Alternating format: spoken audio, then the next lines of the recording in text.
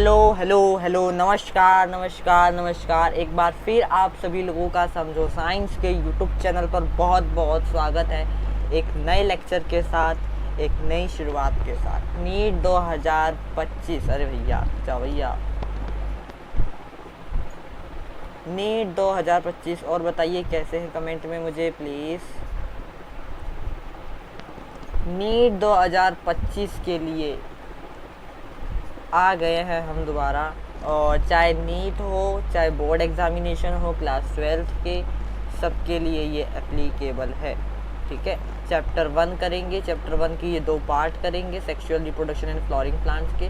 Flower ए fascinating organ, ये वाला करेंगे। और स्टेमन एंड माइक्रोस्पोरेंजिया करेंगे। लेक्चर नंबर 1 में आप सभी लोगों का बहुत बहुत स्वागत है। तो ये हमने नई सीरीज़ स्टार्ट करी है, NCERT एक्सप्लेन करी जाएगी इसमें बायोलॉजी सब्जेक्ट के अंदर।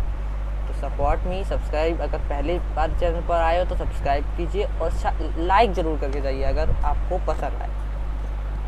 हमने पहले इसका थंबनेल ये बनाया था, फिर हमने चेंज कर दिया।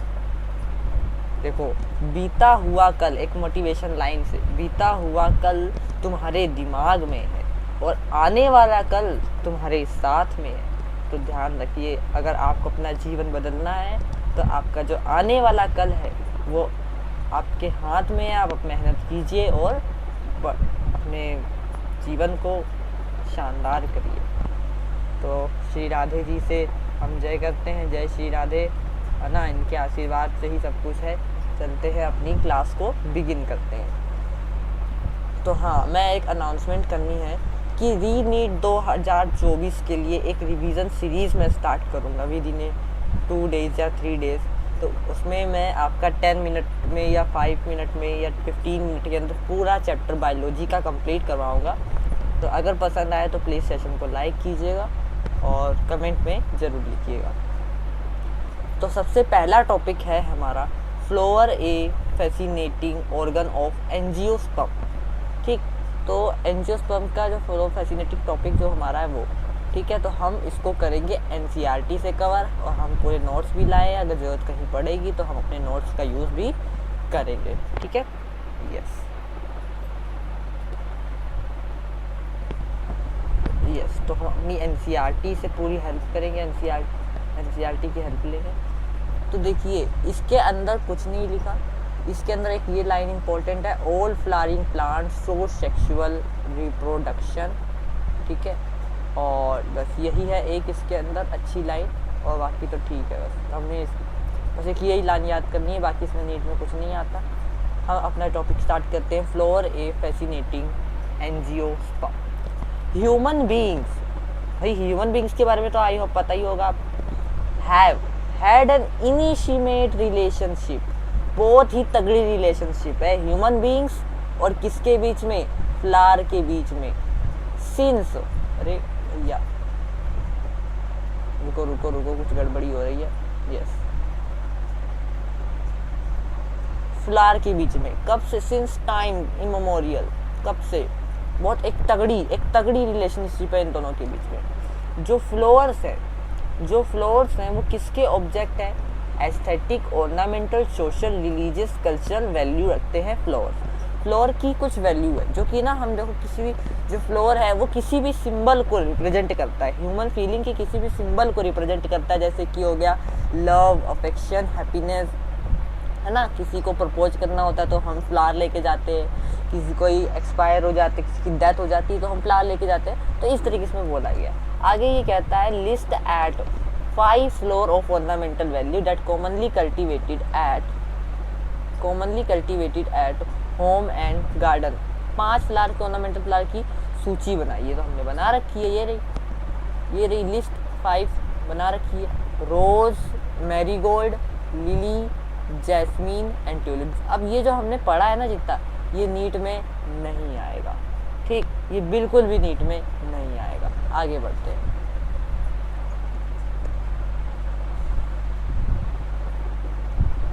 Pre fertilisation structure and events, sorry ये वाला टॉपिक रह गया हमारा।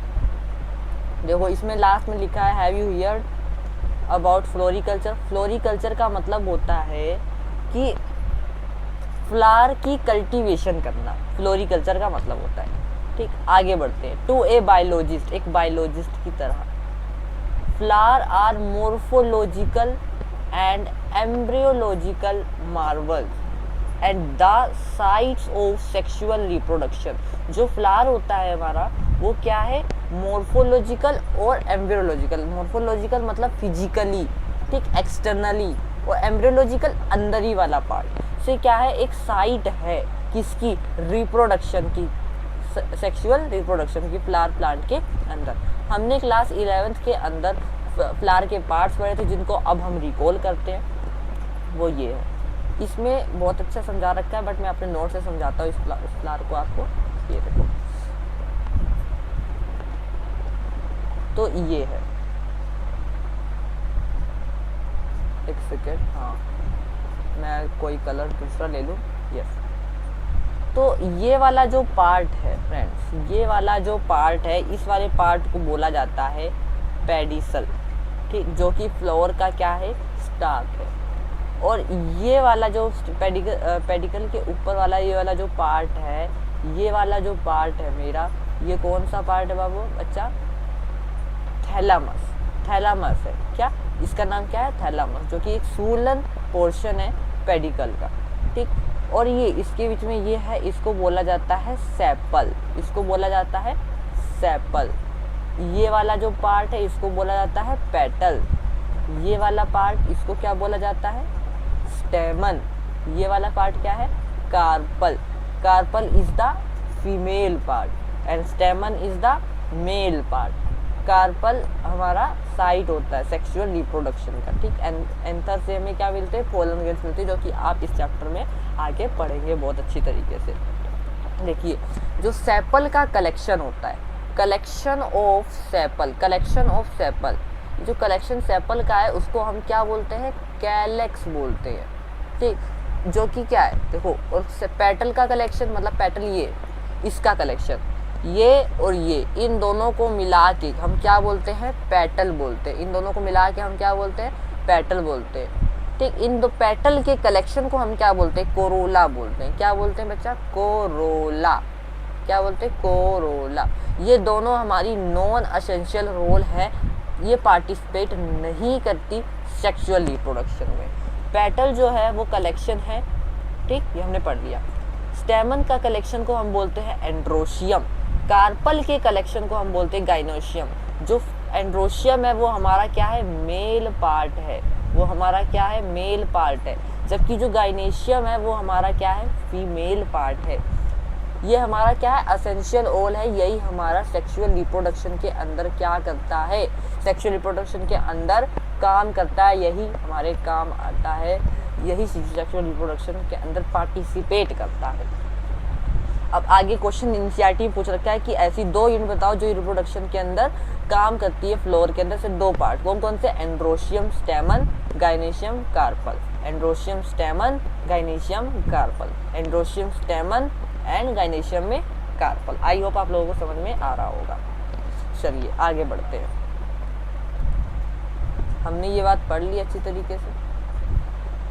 आगे नेक्स्ट टॉपिक स्टार्ट करते हैं, pre fertilisation structures and event. आगे इसमें देखो क्या लिखा है, much before the actual flower is seen on a plant. एक प्लांट में एक एक्चुअल फ्लावर को देखने से पहले क्या स्ट्रक्चर या क्या इवेंट होता है वो देखेंगे इसमें। The decision that the plant is going to flower take place.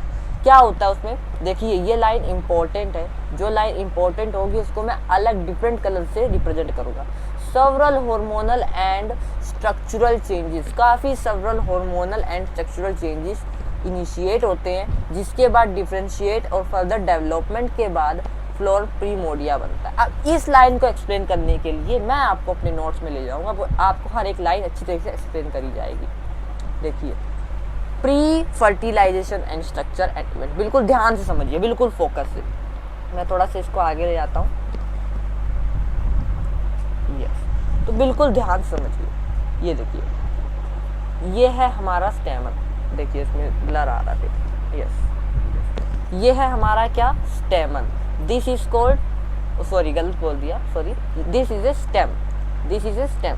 Stem की अपेक्स पर, स्टेम की अपेक्स के मतलब कि स्टेम के ऊपर, स्टेम मतलब शूट, शूट के अपेक्स मतलब कि ऊपर कुछ मेरिस्टम सेल्स मतलब कि कुछ डिवाइडिंग सेल्स प्रेजेंट होती है, जिनको हम क्या बोलते हैं, shoot apical meristem, shoot apical meristem. ये कन्वर्ट हुई, इसमें अब क्या हुआ, ये शूट डिवाइडिंग सेल्स है, अब इसमें क्या हुआ, लीफ की फॉर्मेशन, क्या हुई, लीफ की फॉर्मेशन।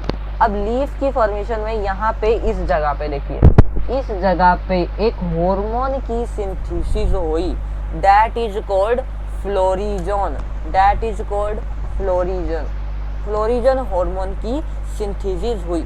अब ये हार्मोन मेरा गया शूट एपिकल मेरिस्टम के ऊपर। तो फ्लोरिजन हार्मोन क्या, देखो लिखा है ना, florigen hormone from leaf, leaf से फ्लोरिजन हार्मोन कहाँ गया, शूट की अपेक्स पे। तो क्या हुआ, तो क्या हुआ, change into floral meristem, floral primordium में हो गया। आगे फर्दर डेवलपमेंट, फर्दर डेवलपमेंट के बाद ये क्या बन गया, फ्लावर के अंदर कन्वर्ट हो गया। आई होप आपको समझ आया। देखो यही मतलब है, फ्लावरिंग के दौरान, during flowering some structural and hormonal changes हुए, जिससे क्या हुआ, डिफरेंशिएट या फ्लोरल प्रिमोडिया बना या फ्लोरल बर्ड्स बना, और फिर उसके बाद वो किस में कन्वर्ट हो गया, फ्लोवर में कन्वर्ट हो गया। किस में कन्वर्ट हो गया, फ्लोवर में कन्वर्ट हो गया। दोबारा से रिवीजन लीजिए, शूट एपिकल मेरिस्टम था, इसके अपेक्स पे कुछ सेल्स थे जिनका नाम क्या है, डिवाइडिंग सेल्स। उसमें फिर आगे बढ़ा, उसमें लीफ आई, लीफ में क्या कौन सा हार्मोन आया, फ्लोरिजन हार्मोन आया। फ्लोरिजन हार्मोन कहाँ माइग्रेट हो गया, शूट एपेक्स पे, फिर वो किस में चेंज हो गया, फ्लोरल मेरिस्टम में, और फर्दर डेवलपमेंट के बाद किस में चेंज हो गया, फ्लावर में। आई होप आप लोगों को समझ में आया होगा, अगर आया है तो प्लीज कमेंट में यस सर लिख दीजिए। यस, आगे बढ़ते हैं। इनफ्लोरेसेंस आर फॉर्म्ड, इसको मैं अलग कलर से करता हूँ, sorry. Inflorescence are formed which bear the floral buds, ये हमने पढ़ा बिल्कुल। अच्छा, ये जो आगे मैं पढ़ाऊंगा मैं पढ़ा ही चुका हूँ पहले से ही, आपको पहले ही बता चुका हूँ मैं आपको, क्या कि द फ्लोर का मेल जो पार्ट होता है उसको क्या बोला जाता है, एंड्रोशियम। फ्लावर के मेल पार्ट को क्या बोला जाता है, एंड्रोशियम। और फ्लावर का जो फीमेल पार्ट होता है, फीमेल रिप्रोडक्टिव स्ट्रक्चर होता है, उसको बोला जाता है गाइनेशियम। गाइनेशियम, भैया हो जाओ, गाइनेशियम, जो कि आगे जाके डेवलप होता है। देखो लिखा है ना, एंड्रोशियम जो होता है वो क्या होता है, होल होता है, कंसिस्ट होता है स्टेमन। एंड्रोशियम के अंदर स्टेमन होता है जो कि एक मेल रिप्रोडक्टिव ऑर्गन है। गाइनेशियम के, और जो गाइनेशियम है उसमें कार्पल होता है जो कि एक फीमेल रिप्रोडक्टिव ऑर्गन है। आई होप आप लोगों को समझ में आया। अगर आया तो लाइक करें सेशन को प्लीज, और शेयर भी करें, जब ये सीरीज आगे तक रह पाएगी। आगे बढ़ते हैं हमारे नेक्स्ट टॉपिक पे, that is called stamen, microsporangium and pollen grain. Microsporangium and pollen grain. Stamen बताया, इस एंथर के इस पूरे पार्ट को क्या बोलते हैं, स्टेमन। इस पूरे पार्ट को क्या बोलते हैं, स्टेमन। माइक्रोस्पोंजियम भी आगे आपको समझ में आएगा धीरे धीरे करके। यस, स्टार्ट करते हैं। जो हमारा स्टेमन होता है, ठीक, जो हमारा स्टेमन होता है उसके दो पार्ट्स होते हैं। फटाफट पढ़ाऊंगा, फिर मैं अपने नोट से पढ़ाऊंगा। स्टेमन को हमने क्या, दो पार्ट होते हैं। पहला फिलामेंट होता है और दूसरा एंथर होता है, ठीक। फिलामेंट की जो क्या मतलब डेफिनेशन क्या है, ये क्या है, लॉन्ग है, स्लेंडर स्टार्क है, जिसको हम क्या बोलते हैं, फिलामेंट बोलते हैं। जो कि टर्मिनली जनरली बाइलोब्ड जो स्ट्रक्चर है जिसको हम एंथर बोलते हैं। इसका जो प्रोक्सिमल एंड होता है, प्रोक्सिमल एंड इस वाले एंड को बोला जाता है, ठीक। जो प्रोक्सिमल एंड होता है फिलामेंट का, वो अटैच होता है किसके साथ, थैलामस के साथ। मैं आपको इससे समझ नहीं आएगा, दोबारा बात पे एनसीईआरटी करवाता हूँ। ये देखिए, स्टेमन, माइक्रोस्पोंजियम, ये स्टेमन है, ये स्टेमन, ये पेडिसल है, थैलामस है, ठीक। ये मेरा पूरा क्या है, स्टेमन। स्टेमन के दो पार्ट है, एंथर एंड फिलामेंट। एंथर में क्या है, देखो ये वाला जो पार्ट है ये क्या है, टर्मिनल एंथर। इसके नीचे वाला ये जो पॉइंट है इसको क्या बोलते हैं, कौन सा पार्ट बोलते हैं, डिस्टल पार्ट बोलते हैं। इस थैलामस के साथ जो अटैच है उस वाले पार्ट को हम क्या बोलते हैं, प्रोक्सिमल पार्ट बोलते हैं। कौन सा पार्ट बोलते हैं, प्रोक्सिमल पार्ट। ये यहाँ से लेकर यहाँ तक की लेंथ को हम क्या बोलते हैं, फिलामेंटर, जो कि क्या है, लॉन्ग है, जो कि क्या है, स्लेंडर है, थिन है। इस वाले पार्ट को हम क्या बोलते हैं, पेटल। कई बार जो पेटल पे भी हमारा क्या प्रेजेंट होता है, क्या प्रेजेंट होता है, स्टेमन। क्या प्रेजेंट होता है, स्टेमन। तो देखो distal part of filament, distal part filament का डिस्टल पार्ट अटैच किसके साथ है, एंथर के साथ। जबकि प्रोक्सिमल पार्ट जो होता है, ये वाला पार्ट, ये वाला पार्ट, ये वाला पार्ट, ये वाला पार्ट अटैच होता है फिलामेंट का किसके साथ, थैलामस के साथ भी हो सकता है और पेटल के साथ भी हो सकता है। ये नीट में आ चुका है। यस, तो आई होप आप लोगों को समझ में आया होगा। तो अब देखिए ये समझ आ जाएगा, जो प्रोक्सिमल एंड होता है, the proximal end of the filament is attach to the thalamus और पेटल ऑफ द फ्लावर। अब आगे इसकी मतलब समझेंगे, फिर हम यहाँ पे आएंगे। Structure and events. देखो नंबर और लेंथ जो स्टेमन की होती है वो वेरिएबल होती है डिफरेंट प्लांट्स के अंदर। जैसे एक ए प्लांट, एक बी प्लांट, एक सी प्लांट, एक डी प्लांट है, तो अलग अलग प्लांट के अंदर फिलामेंट की जो लेंथ होती है, जो स्टेमन की लेंथ होती है, जो स्टेमन का नंबर होता है हर एक प्लांट पे, हर एक फ्लावर पे, वो क्या होता है, डिफरेंट होता है, वो वेरी करता है। ठीक, ये है एंथर की अटैचमेंट। अगर एंथर कुछ इस तरीके से अटैच है तो उसको वर्सेटाइल बोलेंगे, इस तरीके से अटैच है तो बेसिक्साइड, इस तरीके से अटैच है तो एडेनेट बोलेंगे।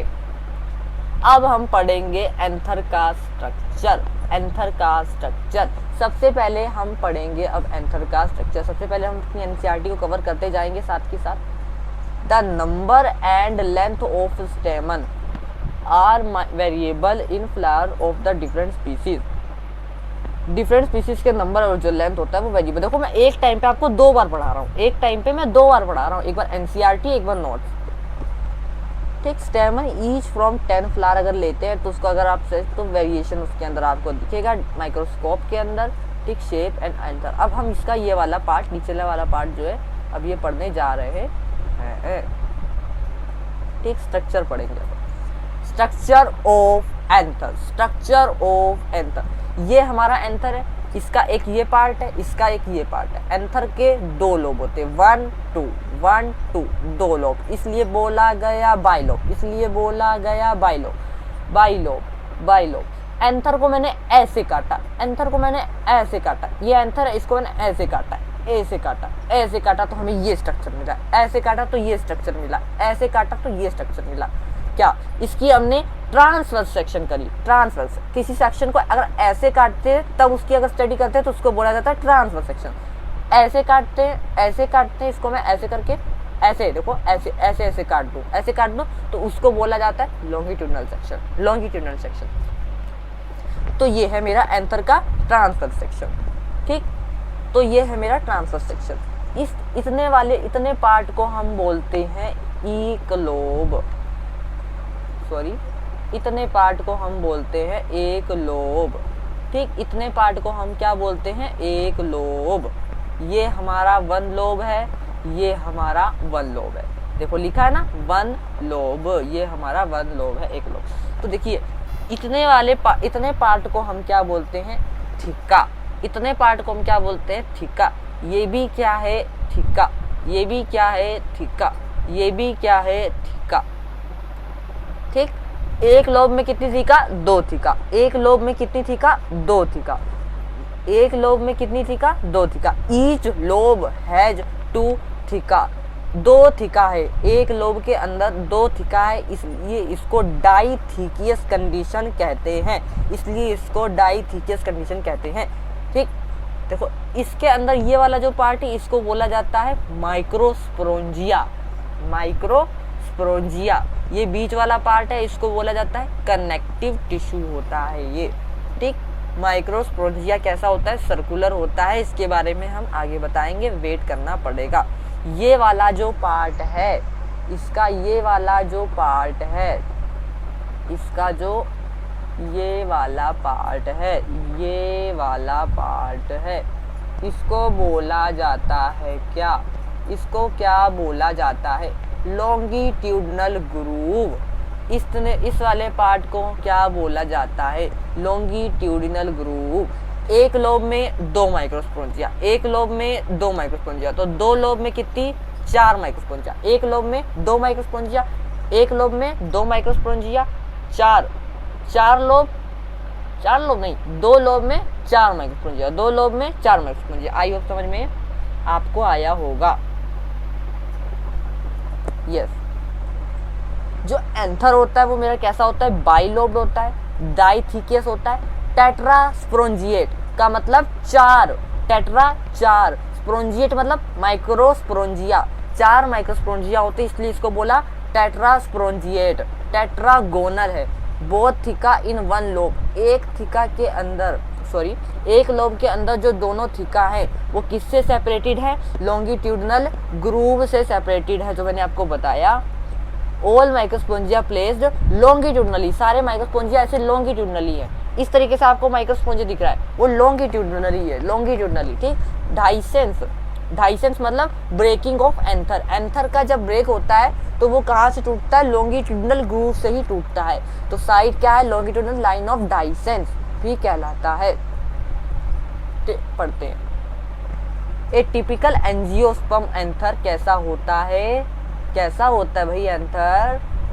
बाइलोब्ड मतलब 2 लोब। ईच लोब में कितने थिका होते हैं? 2 थिका।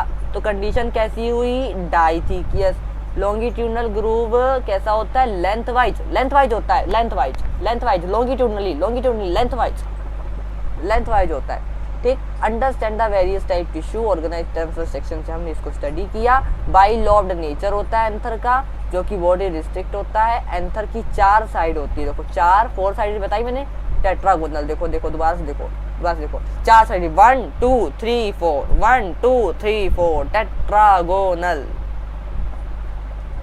ठीक। 4 साइड होती है और 4 माइक्रोस्पोंजिया होते हैं, 2 ईच लोब होता है। Microsporangia develop further and become pollen sacs. जो माइक्रोस्पोंजिया होता है वो बाद पे जाके क्या बन जाता है? पोलन सैक बन जाता है। अभी आप इसको पढ़ेंगे, अभी नहीं पढ़ते हम इसको, ठीक है। स्ट्रक्चरिया, ये देखो ये वाला जो पार्ट होता है, इस वाले पार्ट को हमने क्या बोला है? लॉन्गिट्यूडनल ग्रूव बोला है। ये लॉन्गिट्यूडनल ग्रूव है, ये यहीं से टूटता है। ये देखो ये वाला पार्ट क्या है? लॉन्गिट्यूडनल ग्रूव है, जो कि डाइसेंस यहीं से होता है। अब हम स्ट्रक्चर देखेंगे कि इसका एंथर का, देखो ये है हमारा। अब हम देखेंगे एंथर का स्ट्रक्चर। ये है हमारा क्या? एंथर। एंथर का ये वाला जो पार्ट होता है हमने पढ़ा अच्छी तरीके से, ठीक। एंथर की आउटर कवरिंग को क्या बोला जाता है? आउटर लेयर को क्या बोला जाता है? एंथर की आउटर लेयर को क्या बोला जाता है? एपिडर्मिस आउटर लेयर है, जो कि एक सिंगल लेयर होती है। एपिडर्मिस के नीचे रेड कलर से एक लेयर दिखा रखी है, इस लेयर को क्या बोला जाता है? एंडोथीशियम। ये भी सिंगल लेयर होती है, ठीक, ये भी सिंगल लेयर होती है। इसको क्या बोला गया है? इसको क्या बोला गया है? इसको क्या बोला, यस, तो इसको क्या बोला गया है? माइक्रोस्पोरेंजिया। माइक्रोस्पोरेंजिया, माइक्रोस्पोरेंजिया के आउटर लेयर और मिडल लेयर के बाद, अच्छा मैंने आपको मिडल लेयर नहीं बताया ना, एंडोथीशियम के बाद जो लेयर ग्रीन कलर से दिखाई जा रही है, इस लेयर को क्या बोला जाता है? इस लेयर को मिडल लेयर बोला जाता है, जो सिंगल भी हो सकती है और 3 लेयर के बीच में होती है, ठीक। मिडल लेयर के बाद और माइक्रोस्पोरेंजिया से पहले, माइक्रोस्पोरेंजिया की आउटर कवरिंग और मिडल लेयर के बाद कौन सी लेयर है? Tapetum. Inner most layer of anther, anther की सबसे अंदर वाली लेयर को टेपेटम बोला जाता है, जो कि सिंगल लेयर भी होती है। और ये वाला जो पार्ट है ये क्या है? स्ट्राइल tissue, that is called connective tissue. देखो इसको और अच्छे समझो, और अच्छे समझो। इसकी आउटर कवरिंग को क्या बोला? एपिडर्मिस। एंडोथीशियम, फिर इस वाले पार्ट को इसमें क्या बोला? इसको हमने जूम करा, तो इस वाले पार्ट को हमने क्या बोला? स्पोरोंजिया, जो कि टोटल कवरिंग कितनी है माइक्रोस्पोंजिया की? 4। पहली एपिडर्मिस, दूसरी एंडोथीशियम, तीसरी मिडल लेयर, चौथी टेपेटम। ठीक, टेपेटम। इसके अंदर कुछ सेल्स आपको विजिबल है जो कि जिनका साइज क्या है? सेम है। सारी सेल्स का साइज क्या है? सेम है, होमोजीनियस। सेम का मतलब क्या होता है? होमोजीनियस। मास इनका सबका सेम है।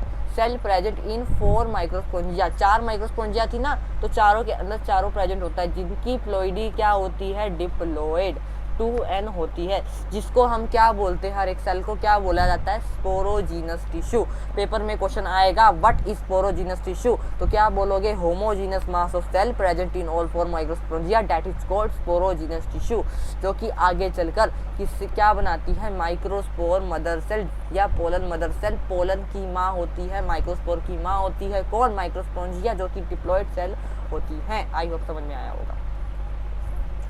ये है स्ट्रक्चर ऑफ द माइक्रोस्पोंजियम।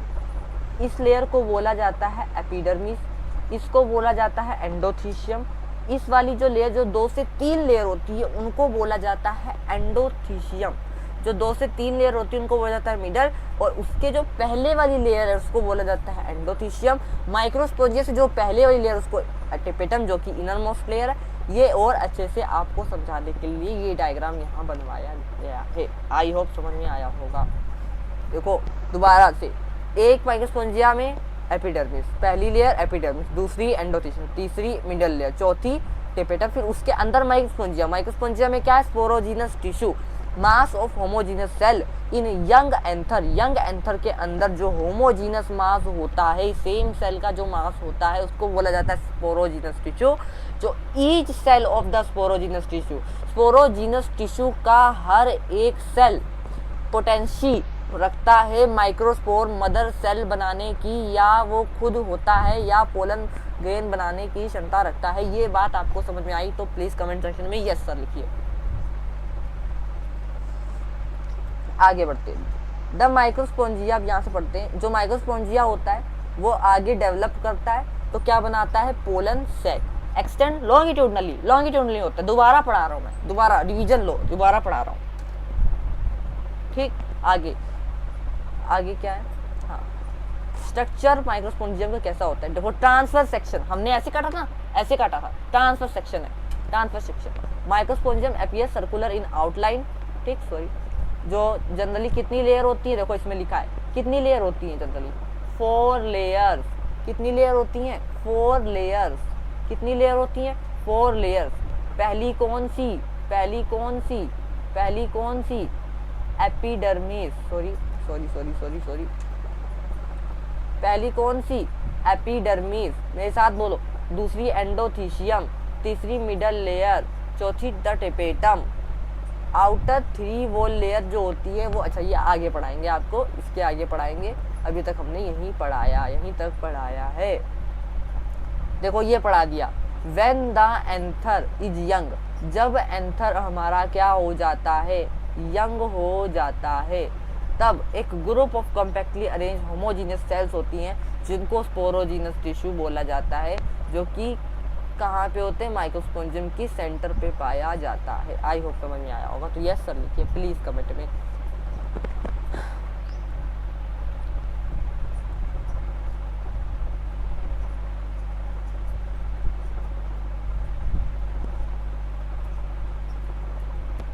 यस, तो इस लेक्चर में इतना ही पढ़ेंगे। अगले लेक्चर में हम और पढ़ेंगे। तो एक सेकेंड, स्टेमन एंड माइक्रोस्पोंजियम ने स्टार्ट कर दिया है। ठीक है, तो हमने स्टार्ट कर दिया था, तो चलते हैं।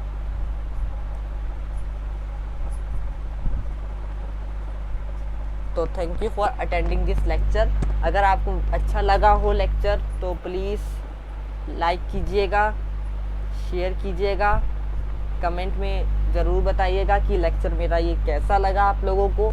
ठीक है, तो आप लोगों को बहुत बहुत धन्यवाद, है ना, फेस विजिबल नहीं कर सकता क्योंकि स्क्रीन के आगे नहीं आ सकता। ये मेरा लैपटॉप है, लैपटॉप से पढ़ा रहा हूँ, बोर्ड मेरे पास नहीं है, बट फील वैसी ही दिला रहा हूँ। समझाने में कोई दिक्कत नहीं आएगी। अगर पसंद आए लेक्चर तो लाइक कीजिए, सब्सक्राइब कीजिए, अगर नए हो चैनल पर तो बेल आइकन के बटन को जरूर दबाइए क्योंकि नई नोटिफिकेशन जब ही आएगी, और शेयर कीजिए क्योंकि जब ही आगे इस सीरीज़ को मैं आगे रख पाऊँगा, डॉक्टर बनने का सपना सबका पूरा हो पाएगा। Thank you.